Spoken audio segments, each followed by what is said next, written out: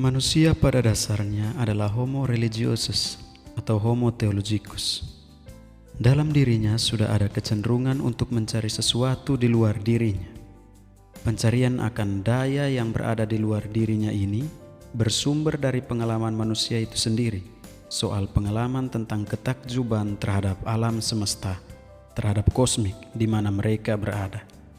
Ini juga tidak jarang muncul dari pengalaman penderitaan. Dalam konteks antropologi, Mercialiade membagi dua jenis agama, agama profan dan agama primitif. Dalam konteks kita sekarang, ternyata fakta pluralisme agama tidak hanya muncul di Indonesia. Di negara-negara maju seperti Amerika Serikat pun hal ini terjadi. Misalnya dalam agama Kristen, ada Pentekostalisme, ada gerakan Yehova, dan sebagainya. Jadi, dulu ketika paham modern muncul dengan akan membunuh agama, ternyata sekarang tidak terjadi.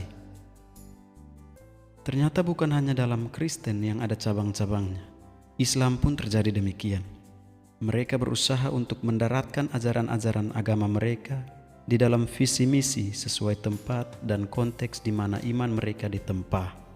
Nah, salah satu aliran kepercayaan yang juga ikut berkembang sebagai sebuah kepercayaan yang dianut masyarakat dunia adalah Bahai. Bahai adalah agama monoteistik yang menekankan pada kesatuan spiritual bagi seluruh umat manusia. Agama ini lahir di Persia, sekarang Iran, pada 1863. Pendirinya adalah Mirza Husain Ali Nuri yang bergelar Baha'u'llah, yang berarti kemuliaan Tuhan. Baha'u'llah dianggap sebagai perwujudan Tuhan yang baru. Baha'u'llah dipercaya sebagai pendidik ilahi yang telah dijanjikan bagi semua umat manusia. Misi dari Baha'u'llah adalah untuk meletakkan fondasi bagi persatuan seluruh dunia serta memulai zaman perdamaian dan keadilan yang dipercayai umat Bahai hari itu pasti akan datang. Di awal kemunculannya, pengikut Bahai di Timur Tengah kerap kali menghadapi persekusi dan diskriminasi yang berkelanjutan. Awalnya, Bahai berkembang secara terbatas di Persia dan beberapa daerah Timur Tengah yang pada saat itu merupakan wilayah kekuasaan Turki Utsmani. Walaupun pada awal kemunculan, para pengikut Bahai kerap kali menghadapi persekusi dan diskriminasi yang berkelanjutan, namun pada awal abad ke-21, penganut agama Bahai telah mencapai 5 hingga 8 juta jiwa yang tinggal di lebih dari 200 negara dan teritori di seluruh dunia. Demi menjelaskan pedoman-pedoman hidup, agama Bahai mempunyai kitab suci sebagai kitab pedoman. Kitab suci agama Bahai berasal dari tulisan Baha'u'llah pada kitab I-Aqdas. Kitab itu mendefinisikan banyak hukum dan praktik bagi individu dan masyarakat, beriringan dengan kitab I-Iqan yang secara harafiah adalah kitab kesepahaman sebagai dasar selanjutnya. Agama Bahai, layaknya agama-agama lainnya, memiliki tempat atau rumah ibadah. Rumah ibadah agama ini terbuka bagi semua agama. Rumah ibadah agama Bahai bernama Masrikul Adhkar, yang berarti tempat terbit pujian kepada Tuhan. Rumah ibadah ini merupakan tempat untuk berdoa, meditasi, dan melantunkan ayat-ayat suci. Ada 3 prinsip dalam ajaran dan doktrin Bahai, yaitu keesaan Tuhan, kesatuan agama, dan kesatuan kemanusiaan. Baha'u'llah mengajarkan berbagai prinsip dan konsepsi rohani yang diperlukan umat manusia agar perdamaian dunia yang diidamkan dapat tercapai. Ia meletakkan 3 pilar utama kesatuan, yakni keesaan Tuhan, kesatuan sumber surgawi dari semua agama, dan kesatuan umat manusia. Orang-orang Bahai tidak menganggap persatuan sebagai tujuan akhir yang hanya akan dicapai setelah banyak masalah lain selesai. Sebaliknya, mereka memandang persatuan sebagai langkah awal untuk memecahkan setiap masalah yang ada. Hal ini tampak dalam ajaran sosial Bahai yang menganjurkan Semua masalah diselesaikan melalui proses musyawarah. Prinsip utama Bahai adalah kesatuan esensial semua agama dan kesatuan umat manusia.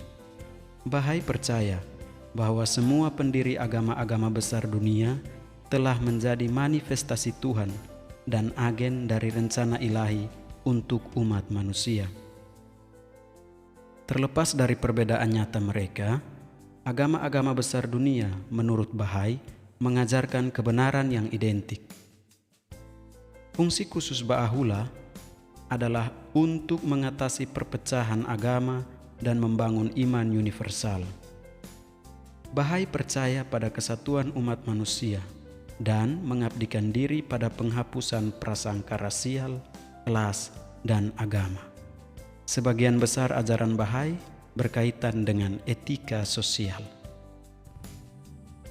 Terkait dengan Tuhan, agama Bahai meyakini bahwa pengenalan akan Tuhan itu terjadi karena Tuhan menghadirkan dirinya dalam wujud yang akrab dengan manusia. Misalnya, Tuhan hadir dalam wujud para dokter untuk menyembuhkan umat manusia dari penyakit. Selain tentang Tuhan, agama Bahai juga mendasarkan keyakinannya pada kesatuan agama. Berkaitan dengan hal ini, agama Bahai meyakini bahwa semua agama itu tunggal dan berasal dari sumber yang sama.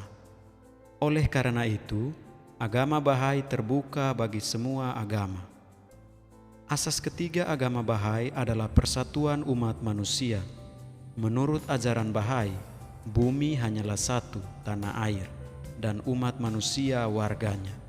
Oleh karena itu, ajaran Bahai menganjurkan pengikutnya untuk bergaul dengan para pengikut semua agama dengan penuh keramah tamahan dan persahabatan. Ajaran Bahai sangat menekankan asas-asas sosial. Bahai menekankan persamaan hak antara pria dan wanita dan penghapusan segala macam prasangka buruk. Perdamaian dunia juga menjadi bagian dari asas-asas agama Bahai. Mereka juga menekankan keseimbangan antara agama dan ilmu pengetahuan dan tidak boleh terlibat dalam politik.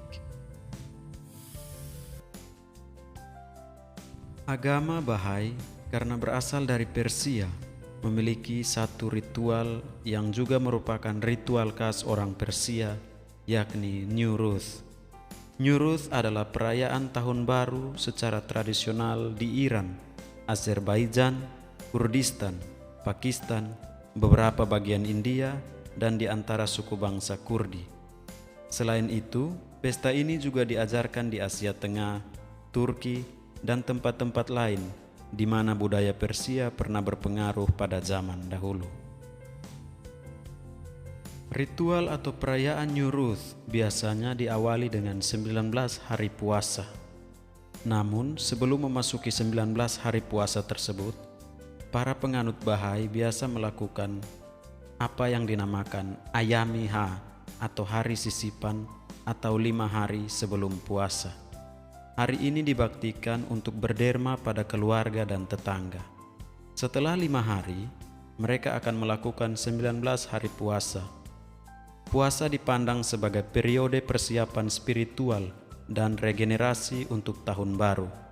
Puasa adalah suatu disiplin untuk jiwa mereka berpantang dari makanan sebagai simbol luar yang berpengaruh cepat dengan spiritual.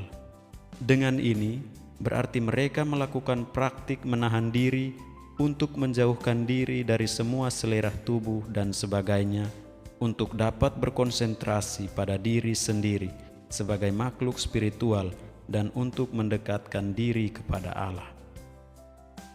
Setelah berakhirnya masa puasa, mereka memasuki Hari Raya Nowruz. Hari raya ini dimaksudkan untuk saling bersalaman dan meminta maaf dengan sesama. Perayaan Nowruz biasa dirayakan secara meriah. Layaknya di Indonesia kita biasa merayakan Lebaran. Demikian yang dapat saya sampaikan terkait dengan salah satu agama di dunia, yakni agama Bahai. Semoga bermanfaat.